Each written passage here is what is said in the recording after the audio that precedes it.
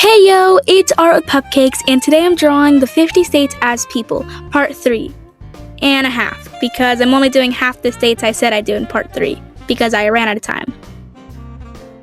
So first up is Louisiana, or should I say the Pelican State. As the nickname gives away, the state bird is the brown pelican, and is intertwined with Louisiana's culture and history more than you'd think.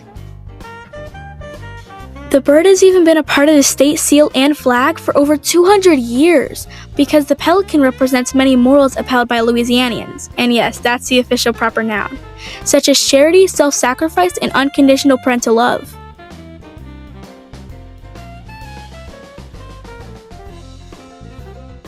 The Pelican State is also the second seafood state in the US, and you might be wondering, if Louisiana isn't number 1, then who is?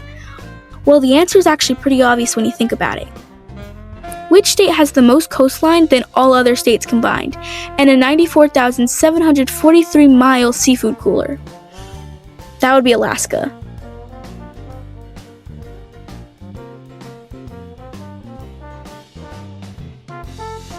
Next on my list is Mardi Gras, which is French for Fat Tuesday. On January 6th, this celebration concludes carnival season with the grand feast and ballroom hosting.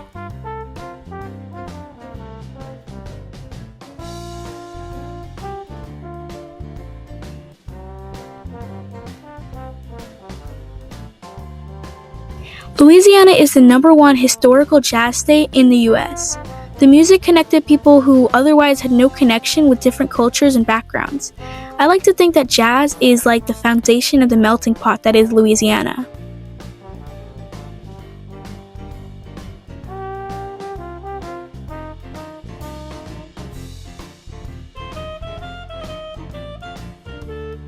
So I decided to give my Louisiana character a Mardi Gras mask, as the state holds the largest celebration in the US, and a clarinet for jazz history.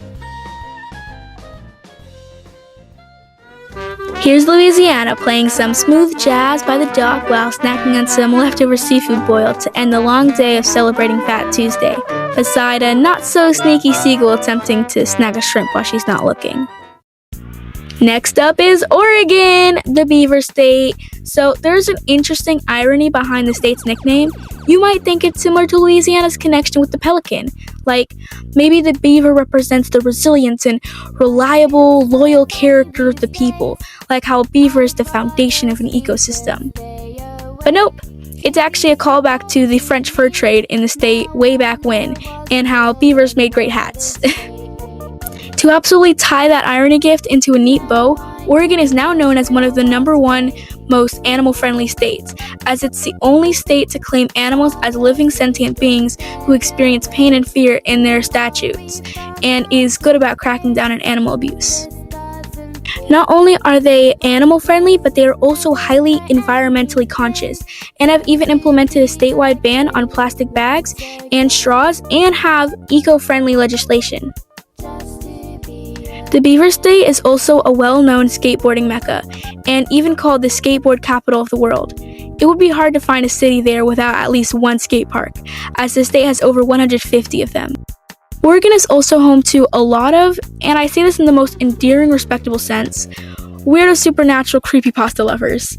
And I think that fact alone really helped make this character design much more dynamic than some one-dimensional environmentalist.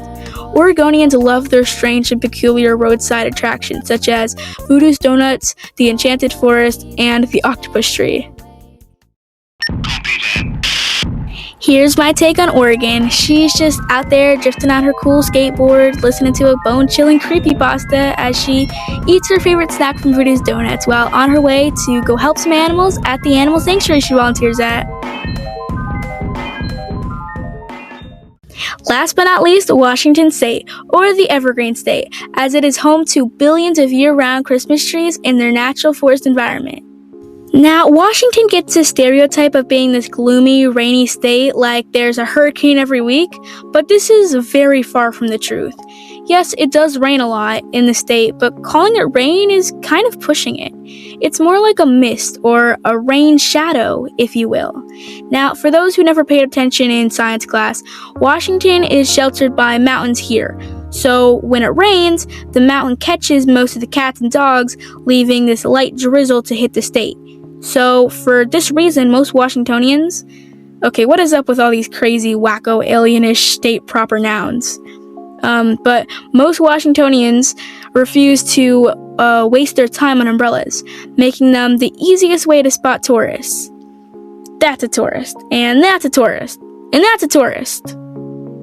Now, due to these cool, wet conditions, it makes it the perfect place for the state flower, Pacific rhododendrons. So the flower was voted by a woman-only statewide election to be the official state flower. Washington is one of the most dog-lover states where almost everyone has a dog, the most popular being the Labrador Retriever, with the Golden Retriever coming in a close second. Sorry, buddy.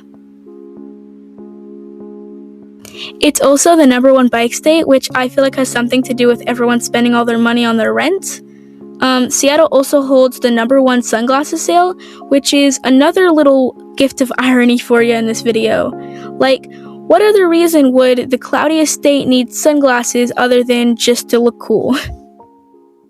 Here's Washington. So I had this cute idea to draw the Space Needle like a frisbee for the dog. Who needs a name, guys? Something that has to do with the state. And while we're on the topic of naming the state's pets, if you have any name ideas for Florida's alligator or Alaska's fox, please share. And add a cupcake emoji if you're okay with me sharing your idea or your comment in the next part of the series.